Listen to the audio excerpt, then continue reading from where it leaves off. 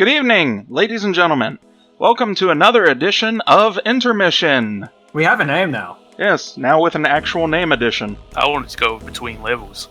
Well, I mean, Intermission's sort of another version of being between levels. Between two levels with Zach Galifianakis. Anyway, welcome to another wonderful edition of the podcast, which may or may not itself be wonderful, but it was kind of interesting. It was pretty fun to do, and there was a surprising reception last time. There was some really interesting feedback from a lot of people. Generally, it was positive, but there were definitely a lot of criticisms. Let me just open up this file, more like a folder. Here we go. Nax says, you got your first downvote. Congratulations. About time. All joking aside, I feel that there's not enough shivers in Kinsie. I don't mean that you're overly talkative, Terminus, but more that the ratio of you with Kinsie and shivers could probably be shifted a little. Maybe, I don't know, I talk enough. Shivers is kind of usually content to go with the flow, but... That's usually because I'm half distracted. For example, right now I'm working on a map. Probably shouldn't, but... This is Shivers, everybody. He is very efficient at multitasking. He's basically Goro. Essentially. Do says, for fuck's sake, go once every 2 weeks. Don't burn yourself out. Once a week is a burden. Yeah, let's go with that. Yeah. I mean, I was arguing for weekly, but this works. Yeah. Plus, it gives us more to talk about. And boy, do we have a lot to talk about this time. A few things happened just before we recorded last week. 2 weeks ago. Yes, and then stuff happened just before we started recording today, so it's been an podcast curse. Lingica says, this should be advertised as a Z-Doom podcast rather than a random Doom podcast. We'll be going into other first-person shooters as well, which we'll be talking about later. Wait, Linguka? But yeah, Lingica? That guy. I mean, I'm assuming it's pronounced the same way as the food, so... But yeah, I don't think it'll be very specifically Doom, although I suppose we're leaning more towards it and Z-Doom since that's what we sort of wallow in. Yeah. Sometime down the line, I really want to include some kind of classic mapper type who's really familiar with the traditional styles of the engine. With the boom stuff and that. Yeah, I mean... Because we need an extra perspective on that. Yeah, we're more interested in the tech, the development, the really fancy bits and bobs. We want the new toys. I can't wait to be berated about not using the keyboard controls. We'll never be cool on Doom World now. A couple of nons on VR said, discussion about stuff going on in other retro FPS communities, such as the current shenanigans with Duke. Ooh, boy! Speaking of those... We'll get to those. Oh, yeah. Patience, Padawan. Get a Boom vanilla mapper to get in as well as instead of 2 gameplay modders and a Z-Doom mapper. We do that, but how many of those guys actually have microphones and stuff? Well, it's funny that you mentioned that because we were picked up by Doom Radio, and I feel really bad because I'm about to shit on them after all the generosity they've done to us. But they really wanted to have us do bi-weekly so that we could alternate back and forth. Doom Radio does a show, and then we do the show next week, then they do a show next week, and back and forth and back and forth. They've been having trouble reviving things, and I feel really... I kind of feel really bad because I kind of put them on the spot with this, and now they're, It's a strange situation to be in. It's just a little awkward. No LL, guys. I love you to death. Love you to death. Appreciate the hosting. You're cool. Alright, and then the final bit of criticism. Where is Marty Kyra? He is a pillar of the community, you know. Hosted by Marty Kyra. Well, that makes sense. I don't know if this person made this comment understands what a busy person Marty Kira is. I mean, I don't care how big a fan you are of him. He's just not going to abandon his crazy lifestyle of one of the most important and luxurious Z-Doom people out there. No. Do you think he has time to spare for such a small podcast?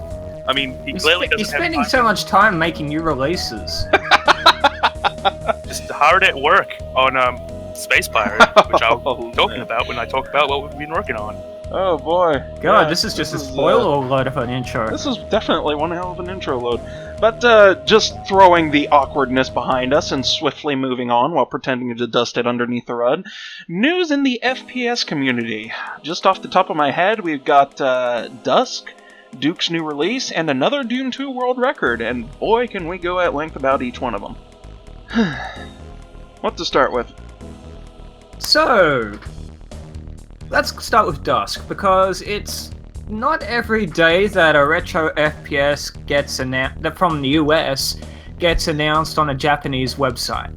Yeah, that was really interesting. I mean, nobody else had heard of Dusk. It was kind of just a very underground thing. You look at the Twitter and the followers were like in the double digits. And then Famitsu, of all places, runs an article about it, and it just shoots upwards. I remember seeing like a blog post on it last year, near the end of the year sometime, which was like, oh, this looks pretty interesting. Looks like there's one guy working on it or something. And then, no, it was a team of people. Mm-hmm. As I understand it, was shown at QuakeCon in sort of a behind closed doors sort of way. And the Famitsu article was based off of that showing, so sort of a weird way for things to sort of debut though. Yeah. They only just today released the official reveal trailer, didn't they? Yeah, like the gameplay trailer that was released earlier was actually cut together by Famitsu's US editor. And the game looks pretty cool. I mean, there's a whole lot of attempts at retro FPSs lately. But Dusk, it looks like it's really doing pretty well. I mean, it's hitting all of the notes. The game looks cool. Reveal trailer is cool. The action looks cool. I really like the setting. Voxels everywhere. Yeah, the setting is really interesting. Yeah, the actual reveal trailer itself, though, it's I know we don't exactly come to retro FPSs for quality and writing, but that was. Yeah, that writing was trying a bit too hard. Yeah. It's like, they left you for dead. Now you're out for blood. we don't have our own identity, please love us. Begin your descent. It's a far cry from peace. You're going postal on the dark forces. Fuck's sake, not this There's again. unreal amounts of undying. They'll need a Deus Ex Machina to recover from the shock to the system. It's time to get serious. Sam, the second encounter.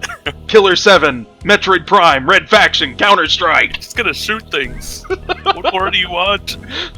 Yeah, it's trying to validate its own identity by constantly comparing with other stuff. Hey, it's this game! The game that you liked! We're mentioning it by name! You want to play our game now? We do what Nintendo don't! And it's like, no, you really don't need to do that. I mean, you've got your own identity, and it's a really interesting identity. You're shooting up the Ku Klux Klan by way of Pyramid Head, and you're doing backflips. That's really cool. I mean, it looks ugly as sin, but it's really cool. It's intentionally ugly as sin, in the right way. One thing I really, really like about all of the trailers so far, the gameplay trailer, the reveal trailer, the Famitsu trailer, etc., is that they've always got this trailer of you jumping up into the air and doing overhead flips, shooting at enemies, but they never show you actually land.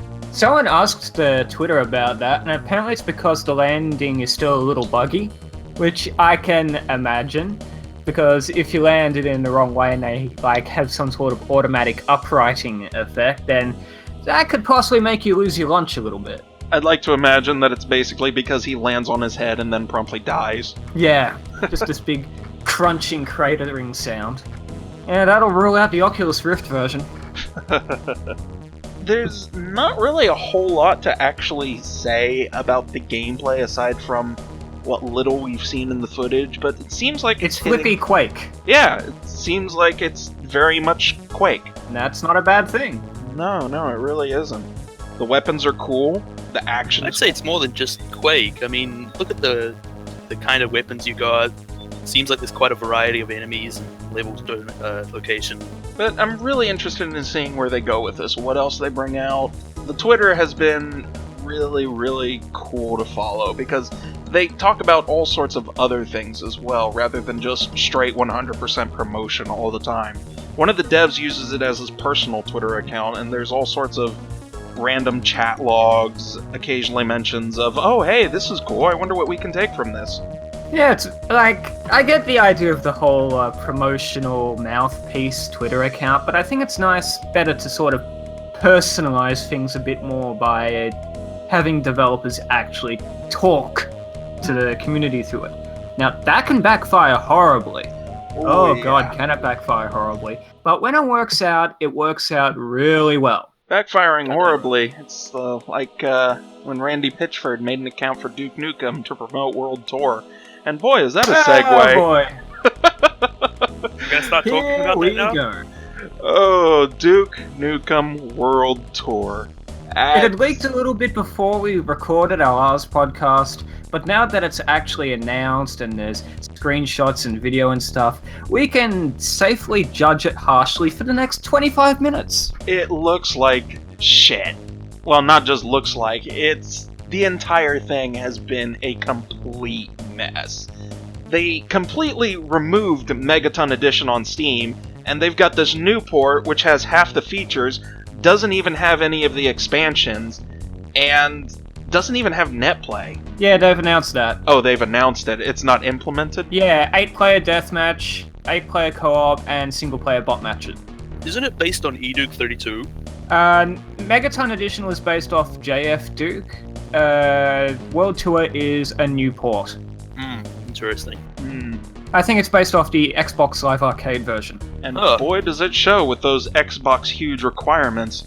More demanding than Crysis. Yeah, that's what happens when you try and shove next-gen features into a port designed for the PS4 and stuff. It takes 2 gigabytes of RAM to run. What are you calculating with all of that RAM? Do I play this Duke Nukem quote or not? It is kind of a shame that they took down every other piece of Duke Nukem with the exception of the most, I don't want to say controversial because it's outright bad, Duke Nukem Forever. It's a strange situation that that series is in, basically being passed or parceled around and re-released every 5 years. Like, a Duke 3D re-release would be fine, but there's been, 3 other re-releases over the past couple of years? With the Xbox Live Arcade, the Megaton Edition, the normal edition for Steam and GOG, the Vita version, one. Yeah, and the cancelled Android one. Then, of course, there was the Duke Nukem Triple Threat Edition with that infamous E3 trailer that everyone knows about. That actually wasn't a port. Yeah, that was a new game for the DS and the Vita. Only the DS version came out and, What a mess. It is fucking rough. The thing that really hurts me about this, I mean, they brought back a lot of the original talent for World Tour. They brought back some of the original designers. They brought back John St. John. They brought back Lee Jackson. Well, we haven't heard any of Lee Jackson's new stuff. He's trying something new in that his stuff is not MIDI for once. I mean, I love Lee Jackson, but a lot of his stuff, he was very MIDI right up until the very end. And the new levels look fine. Like, they look a little weird in the new renderer due to the whole ambient occlusion thing that's shoehorned in.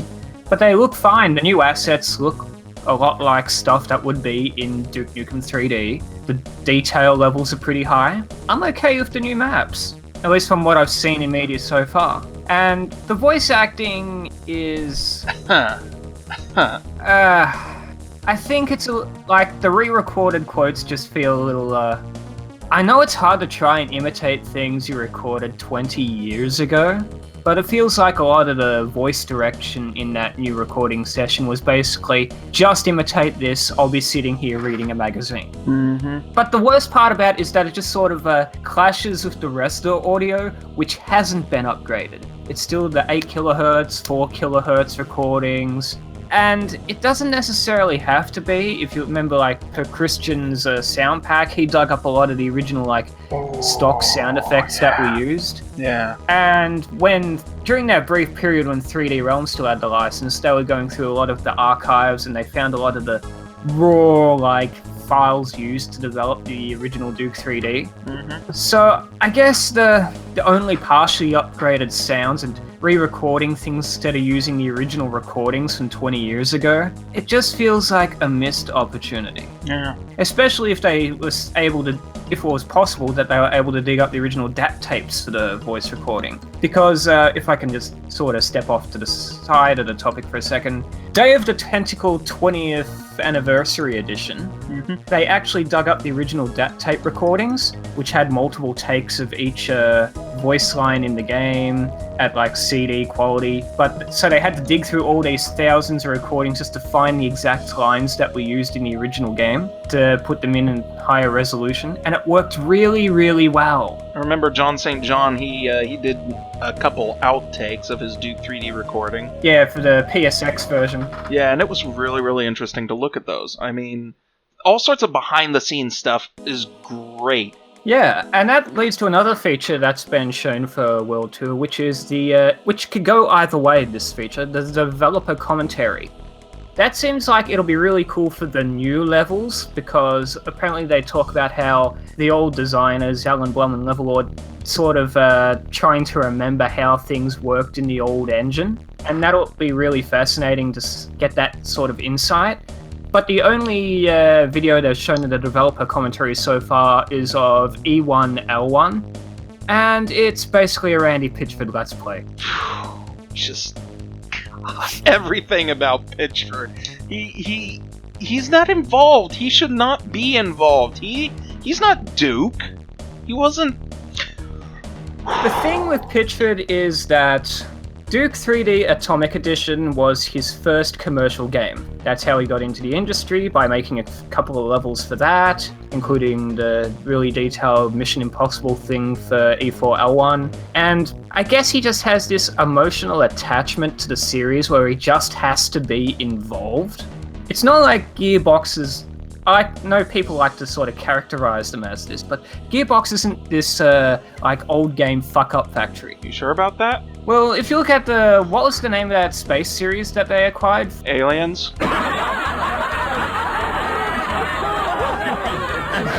Homeworld? Homeworld. They did re-releases of the 2 Homeworld games, and they were really well done. Clean upgrades, they were very respectful of the original game, and I think part of the reason for that was that Pitchford wasn't involved. He was, I mean, he probably wrote the checks and did the approvals, but he wasn't actively, like, dabbling in the creative side of the process. Duke's sort of become his baby because that's how he got in, and I guess he's just trying to make sure it's perfect. Because if the Duke Nukem series has anything to its name, it's a history of being overcooked in the name of trying to be perfect. Oh, yeah. Boy, that guy who complained about not enough Kinsie, he's getting his dollar today. Yeah. Now we just need Shivers to pick up the slack. Sorry, Good Shivers, tell us about Airbud. Sorry, we'll save the Airbud podcast for later. And going back, like rewinding way back, the new levels with Levelord and the other guys I can't remember the name of, and boy is this making me look bad. And it's really, really good to be getting new levels from these really old developers that were originally involved in the scene. It's like getting new levels from Romero all over again. Like if he released even more, a full episode. And that's great. That is fantastic. It's not $20 great. And it's not removal of everything else great. Yeah, that's sort of a hard ask, to put it politely. And then there was this one guy who was going on, I'd pay $70 for it. I'd play $100. Yeah. And what? Why would you do that? Why? Sucker every minute. Jeez. I'm just sort of conflicted about the whole thing. Like, there's good parts and there's bad parts. And currently the bad parts are sort of putting a bad taste in the mouth that's a damn shame, because it sort of takes the edge off the good parts. That's kind of like saying the iceberg is a bit of a bad point to the Titanic. I'm just trying to be optimistic, man. There's some stuff in there that I think is really cool, but some of the other stuff... Actually, there is something else Duke-related that got a new trailer recently that I'm really excited to talk about, because I haven't mentioned it this week. So, AMC 3, Episode 3, got a trailer out recently. Those guys. Boy, does it look cool.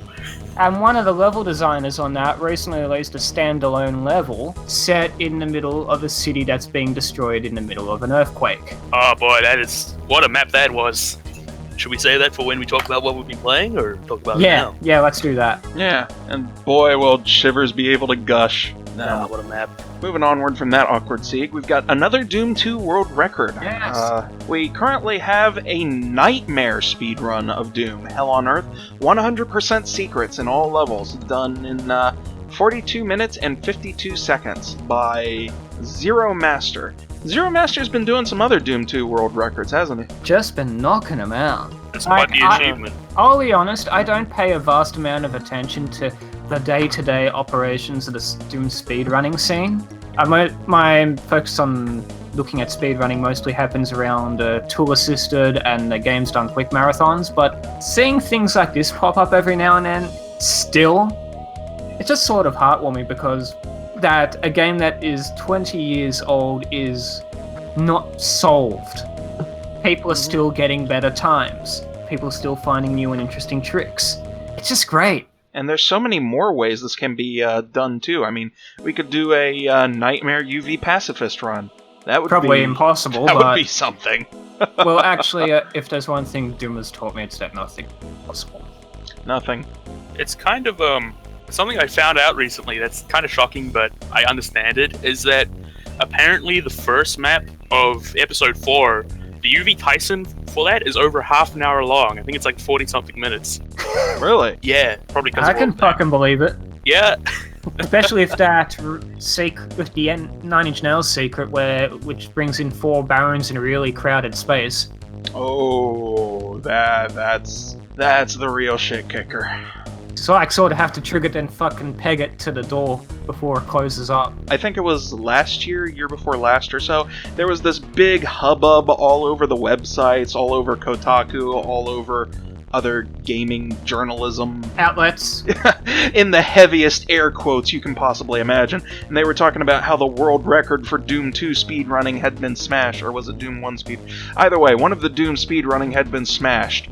And it had been broken 3 or 4 more times since then, and not a single peep. The novelty's gone, man. You can smash a world record once, but if you smash it 3 times, it's just like, oh, he's done it again. Nice. Well, Nightmare Run, this is especially interesting because Nightmare, that is the official bullshit mode. Yeah. It was not really intended to be beatable, and yet here they're beating it. In style. Yeah, they're beating it like a redheaded stepchild. They're beating it like Romero's own stepchild. Ah, come on, man.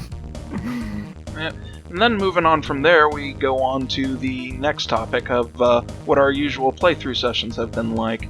Going from playing Doom 2 to perhaps playing the other stuff. And I know Shivers was really, really eager to talk about this Duke map. Yeah, he can go first. Okay, so, I think Apocalypse, I believe it's name, made by Mergen von Oostrom. Yeah. Shaky Grounds Part 1, Apocalypse. Yeah, the guy who has the axe in AMCGC. It's a big old city map where you're just walking around, and then an earthquake happens, a city explodes, good stuff. You have to escape a collapsing building. It's a really solid Duke map, really nice detailing, well paced, good amount of ammo. Only one part I got stuck on, which was, I don't know, some kind of weird platforming puzzle where you have to get through a tower. I still don't know how you're supposed to get through that, but solid stuff. And it looks stunning. Does it? Absolutely amazing. Like, that's the crime of the whole podcasting, is that we can't really show you what it looks like. But, like, this map just looks... It really uses the classic renderer to great effect. There's also tons of fun Easter eggs to find, like the news from Freud Anarchy, one of the alien leaders or something like that. There's a 20 years of Duke Nukem Boulevard or something along those lines. A whole bunch of fun little shout-outs like that. Yeah, Nukem Square. Duke mapping has always been kind of a strange beast when compared to Doom mapping. I think even going so far as the original Duke Nukem 3D maps, they were significantly more open and exploratory compared to Doom maps. I think Duke's level design is how to best approach like city environments in a retro FPS sort of context. And that's basically like a block or half a block, but with a decent amount of detail and lots of vertical space. It's kind of interesting. From what I remember hearing from a few friends of mine who met for Duke Nukem, there's a lot more limitations in Doom. Like, you can't save sometimes. There's a limited amount of line depth sectors, that sort of thing. And of course, you're going to have a ridiculous amount of killer doors if you're not careful. The doors. My best friends. And then there's trying to edit the actual language itself. Con is, Con language is not fantastic. Con language is probably the biggest con of modding for Duke. Clever. Sorry, You'll be we're writing on the political podcast, cartoons soon enough. Well, both of you chastised me for that, and I have no clue what individually you said, so I'll just call that a victory. Then from there, how about you, Kinsie? What have you been playing? I've been playing a few things. I'll hit on two of them really quickly, instead of just one. First off, your favorite topic, ZDoom ports of Edge mods. I looked at one of the multiple ports of Immoral Conduct. Ooh. And that was interesting to look back on, because you could see all these things that were sort of... Immoral Conduct was one of the first big Edge gameplay mods as we know them. Not just Edge. Moral Conduct was one of the first big gameplay mods, period. It's like the father of weapon modding. Yeah, and looking back at it, you can see all these things that were a revelation back then, like the multiple firing modes, the grenade launcher stuff, all these things that were fascinating and new and exciting back in the day. But looking back at it in a modern perspective, it sort of feels weightless, I guess. A lot of the things that were sort of adopted in more recent times that contribute to gameplay feel, some things just feel like they don't really have much impact in comparison to things that we do nowadays.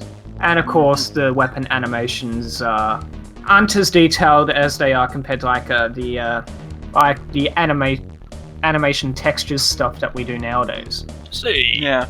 We've got some custom design sounds. We've got a whole bunch of one-frame animations, or rather, one-frame each animations, and compare with back in the day with choppy animations and very stock sound effects lifted from other games. It's weightless, yeah, but at the same time, I think there's a real charm to it. Yeah, it feels like sort of a scrapbook. Yeah, it's making the best with what you had at the time. Yeah. And with what you had at the time, boy, is it really the best. Yeah, they really did what they could with what they had. I still can't get over the items, though. I mean, last time I played, I don't know if this is specifically for ZDoom or the original Edge edition. I will admit up front, I have not touched the Edge source port. I mean, I played it maybe a total of once, went, wow, this is complete shit, and then deleted it. But one thing that I really liked in the ZDoom ports, you pick up a med kit, and the item actually stays there, but it's open and empty. That is really cool. Yeah, it's nice little touches like that sort of typified Corey Whittle's old mods.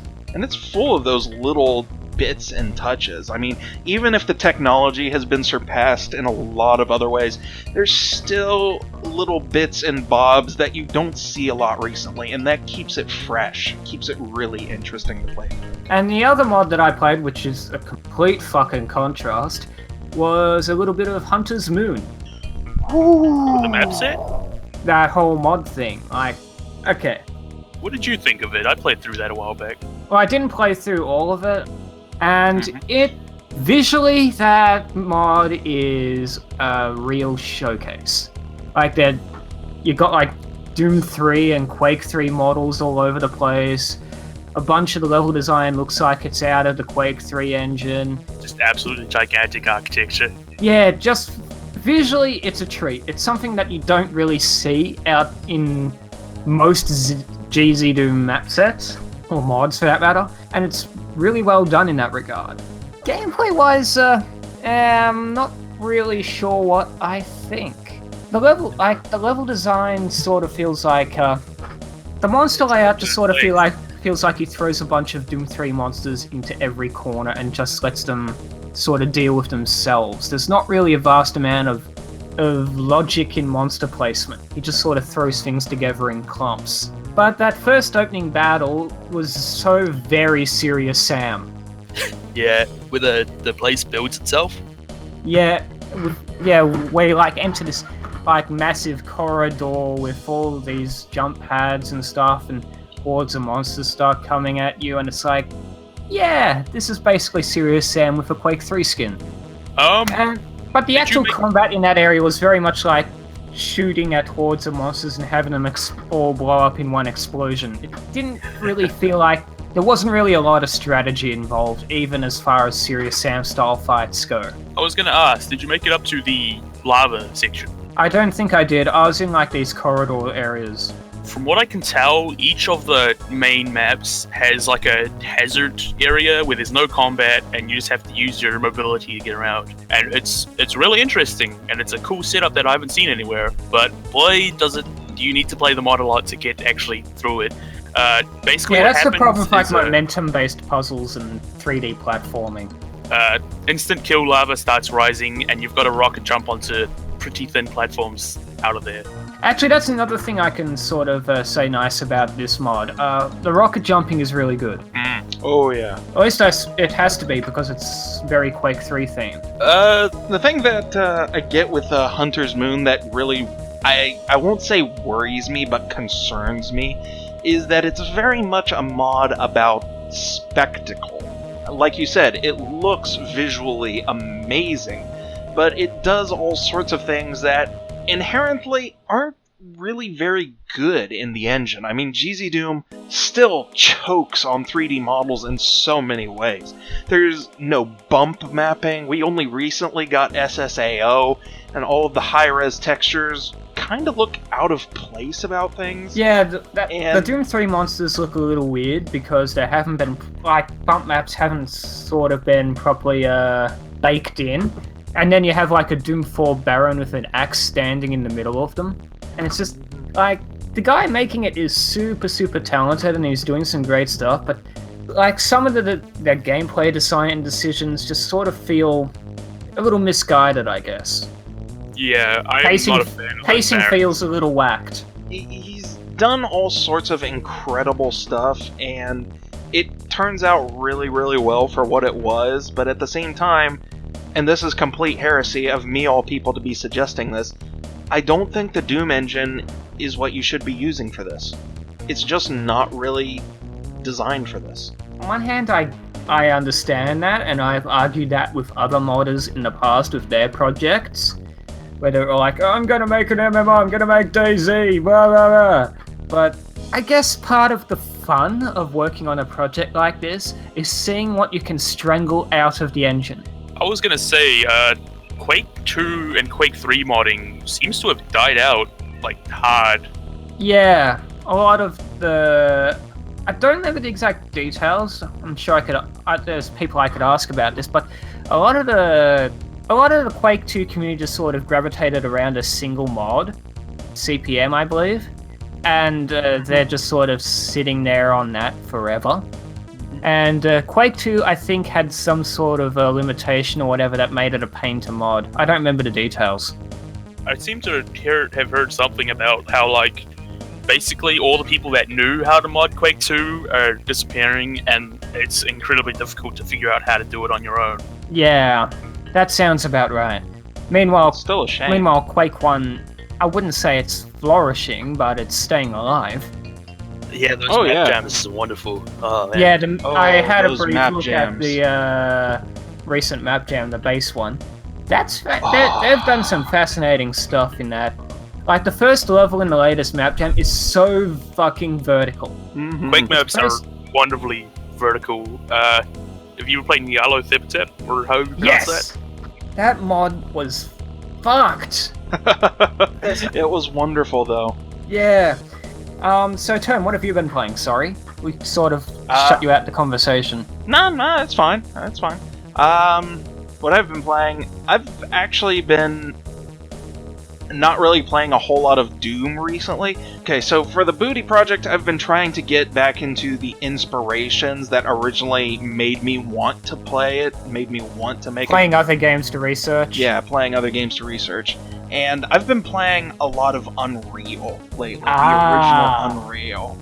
And boy, is that game still fun. I mean, so many years later, it is an unbelievable treat. The environments are still beautiful, even as barren as they are with old technology. The weapons are still fun to use, even if they're kind of janky and look really ugly.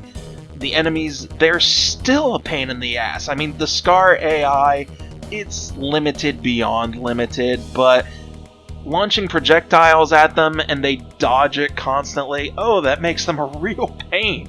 Of course, it's also really easy to exploit because they stand on ledges and you can just shoot a projectile and they'll automatically dodge into the depths of the abyss below, but it still adds a lot of liveliness to combat. Yeah, I think that's the word that best describes the combat in Unreal. Lively.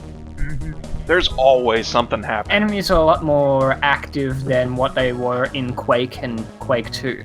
I mean, Quake 2 had a little bit of dodging, a little bit of ducking, but nothing on the scale that Unreal had.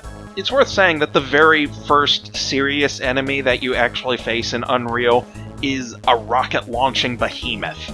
Yeah, the Brute. Yes! And it has a really great introduction. Like, you're walking towards this door and you hear a scream and suddenly a body gets thrown out of it and then gets exploded by a rocket. Unreal did some really good scripted events. And then there's the way the Scar were introduced. With the corridor with the lights. Yeah, still one of the best moments in any FPS. No, I forget. Was Half-Life or Unreal? Which one came out first? I think Unreal. Yeah, I think Unreal. And then Half-Life came out very close afterwards. It's sort of weird how these totally different companies on totally different sides of the country could sort of come to the same conclusions independently, in different ways. But yeah, Unreal was a really influential and fascinating game. I mean, the engine is still being evolved and used today, very famously. And I guess it's just sort of a crying shame that it never got a sequel. Yeah, it's really a shame. Would have been nice to get a sequel, but no, never did. At least we got Unreal 2. Never did. I mean, that tournament spin-off was pretty good, but... what a shame. Maybe real one missed day. opportunity. One of the things that really strike me about the original Unreal is how much the set pieces still hold today, and it's not because of any of the graphics, but rather how much they really affect the gameplay. Like when you get out of the Vortex Rikers and take your first step onto the planet of Nepali, that is one of the most chilling moments I have ever experienced in video games. And it's not because of the graphics. I mean, graphically, the area is barren. It kind of looks like ash. You've got a big wide field, maybe one or two rocks, a couple high cliffs, and that's it. But it's really a massive contrast of gameplay, because in the very first level on the Vortex Rikers, you're crawling around in ducks, you're in really compressed and cramped spaces. It's pretty much a stereotypical sci-fi tech base you'd see in any other video game. And then you're suddenly thrown out into this open field that's bright and sunny and there's a waterfall and it's like, fuck, what do I do now? Where do I go? Yes, exactly. A lot like that one set piece in Half-Life where you exit the tube and you're on the cliff face. Yeah. And it's funny because the direction that you're pointed at to go, I mean, you step out, you immediately look at this big, vast, open area, and the direction that you want to go, it's actually the wrong direction to go in. You head on over there, you find a little hut with some ammo inside, you find some dead bodies, you find a pond, but no, that's not the direction to be going in. And that just really cements it even further because, oh, I have to explore. I'm able to explore. It's so huge. There's other areas to go. They did some really interesting stuff with the level design in Unreal. Sort of taking their big, fancy, brush-based polygon technology and sort of... I really fucked up that sentence, but you know what I mean. And just sort of playing around more and sort of trying to create something more consistent than split up levels. levels sort of flow between each other realistically. The levels aren't really just exit switches, they're not exit corridors or portals, no. It's all, you go down a corridor and you're in the next level, and it flows.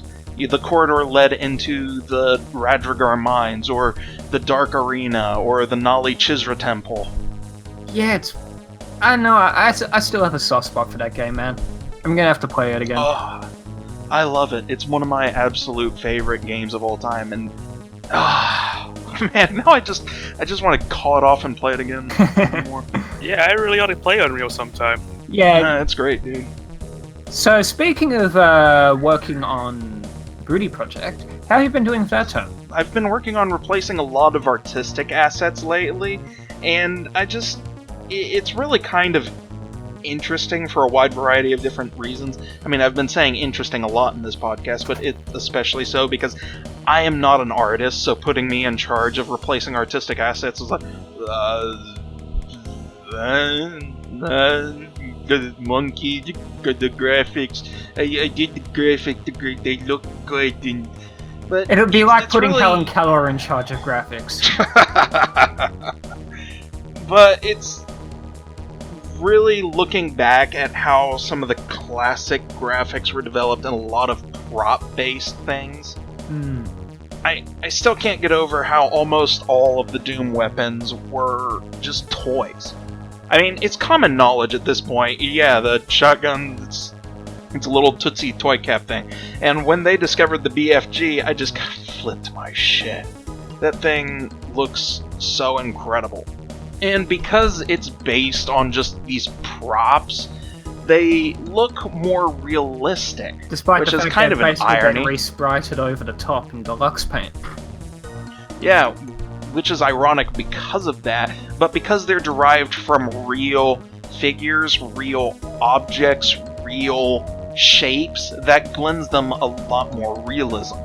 Now, Doom 2016, it was pretty interesting. It came out pretty nice. It came out pretty decent. But one thing that I really don't like about that game is how busy the weapon designs look. They are 100% pure stuff. It's stuff attached to everything. There's all these little vents, these screws, these panels, these doohickeys, the doodackies.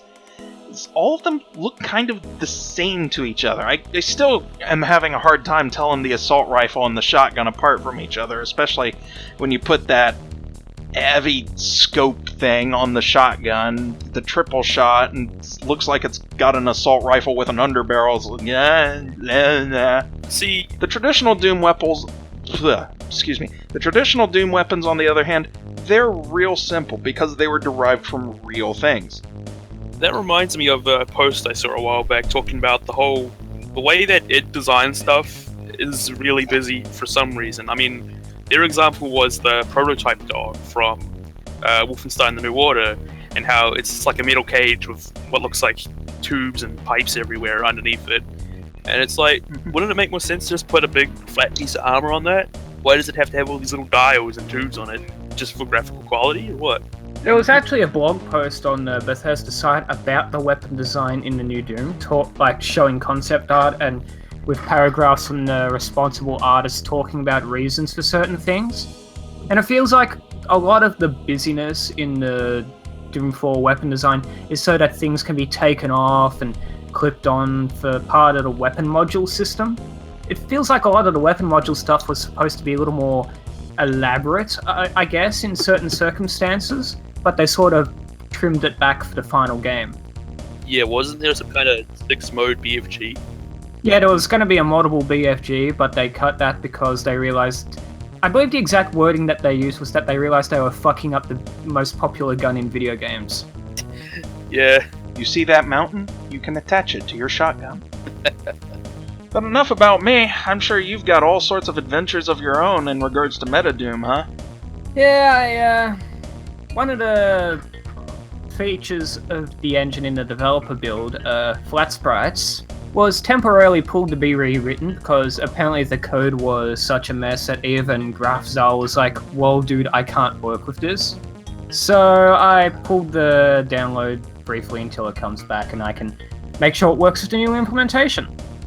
which kind of sucks because I was getting close to a new release that won't be a marked as a tech demo, it'll be 1.0. But I think it's good that I take a bit of a break from it because I've been working on it almost daily for like 3 months or so. I should probably step back a little bit, get a bit of perspective. Take a breather, sort of Yeah, relax a little, yeah, and then come back and look with fresh eyes. yeah, basically. So another thing I helped out with, I didn't really fully work on it, but it's worth mentioning, is if I can just grab the exact name, it is Woolly Wool's Wolfenstein cosmetic upgrade. Ooh, yeah, that looks really interesting.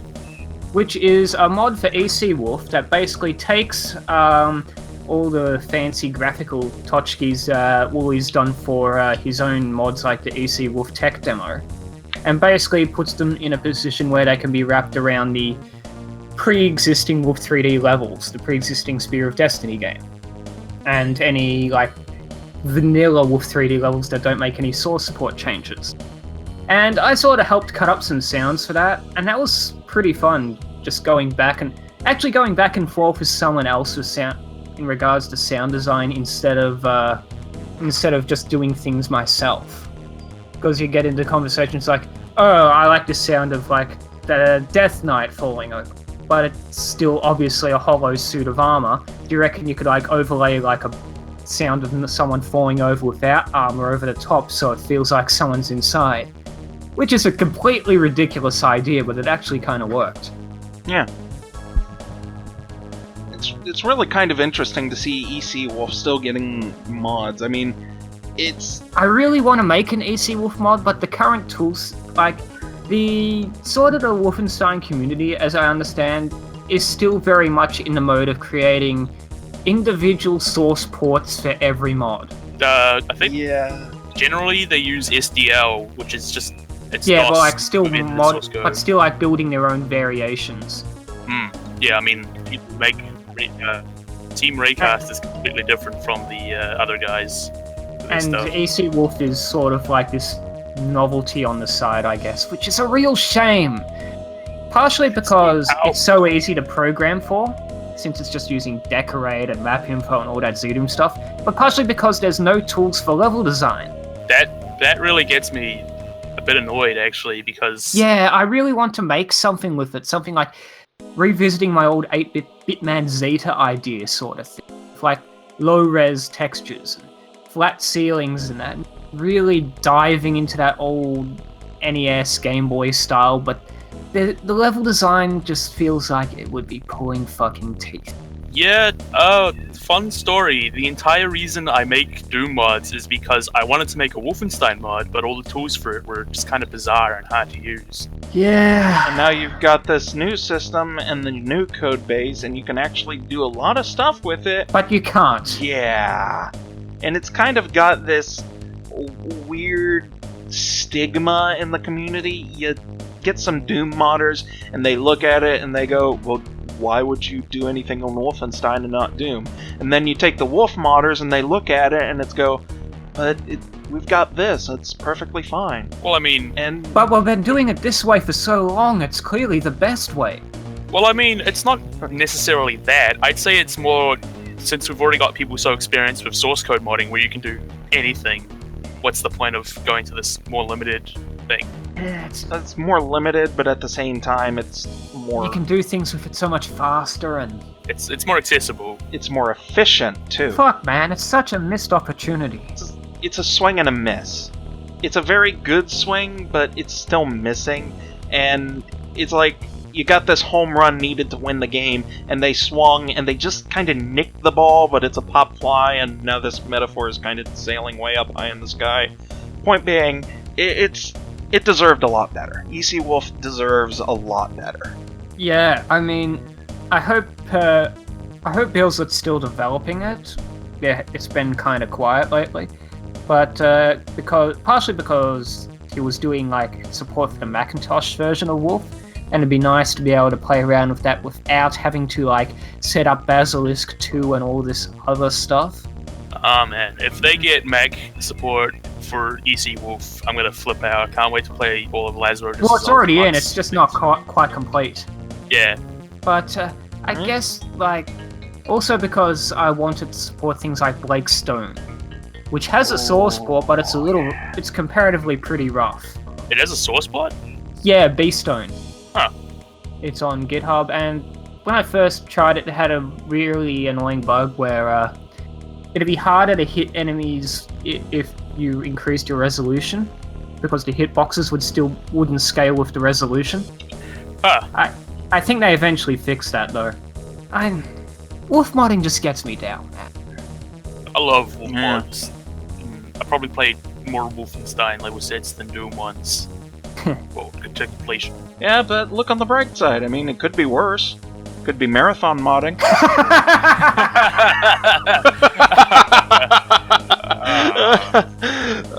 Those poor sons of bitches. Got a whole bunch of really great mods, and that's it. We could dedicate an entire podcast to bitching about ALF1. In fact, that might be next fortnight. Oh god. I look forward to it. I don't think 1 hour would be enough to cover everything wrong with ALF 1. We'll have to invite in some fresh blood for that. Maybe Marib. Maybe Ryoko TK. Yeah. I'm sure he's got a lot he'd love to say. Yeah. How about you, Shivers? You said you've been working on a couple stuff, in contrast to last week where we had a nice 5-second delay. Well, actually, what have I been working on?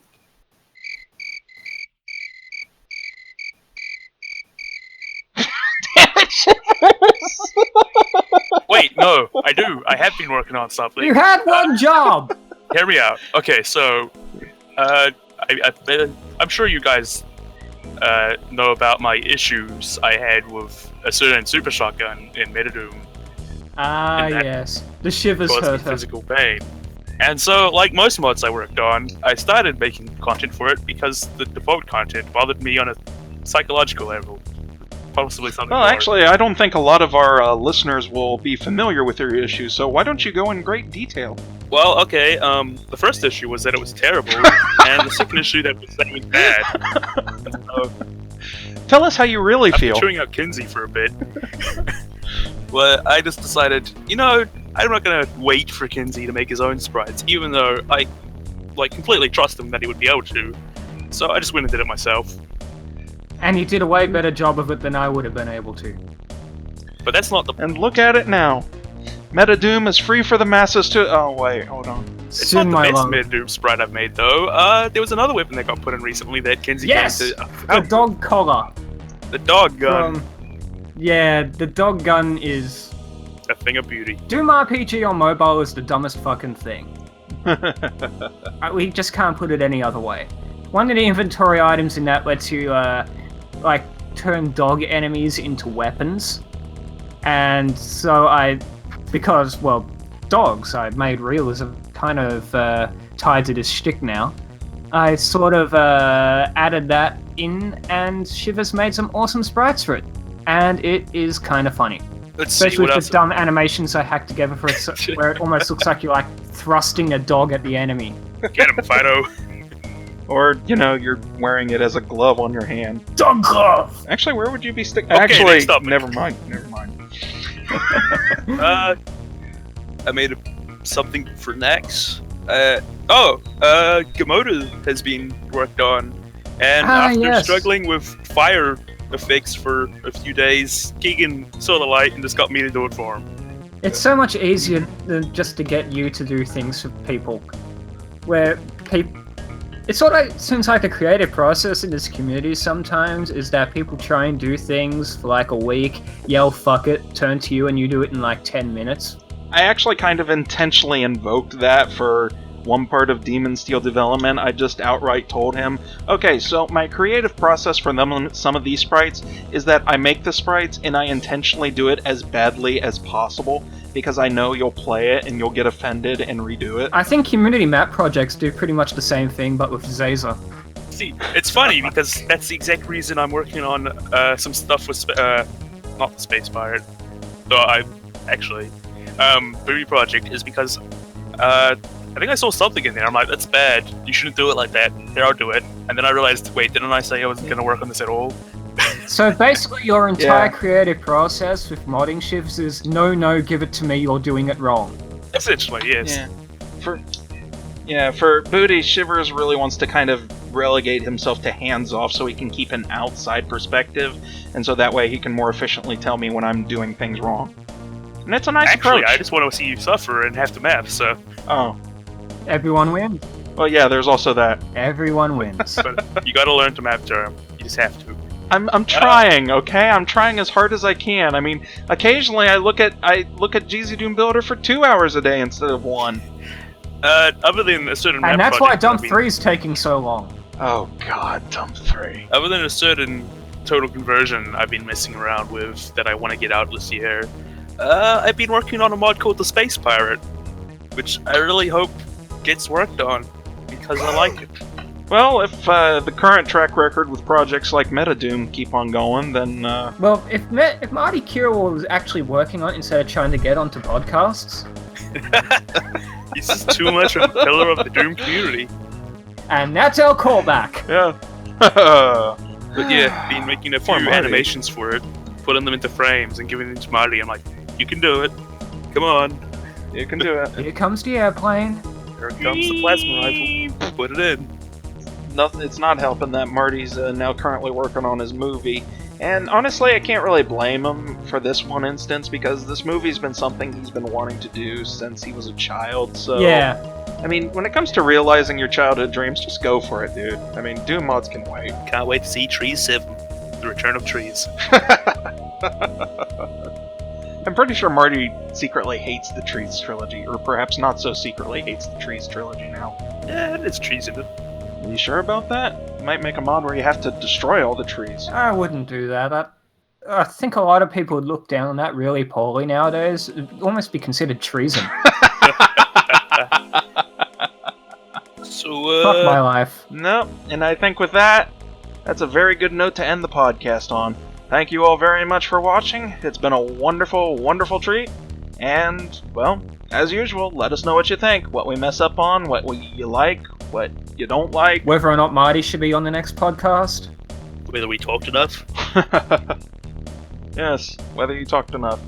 And depending on how things go, we might actually have another guest join us, hopefully. Maybe. We'll see who we can, tie up and throw into the back of a car.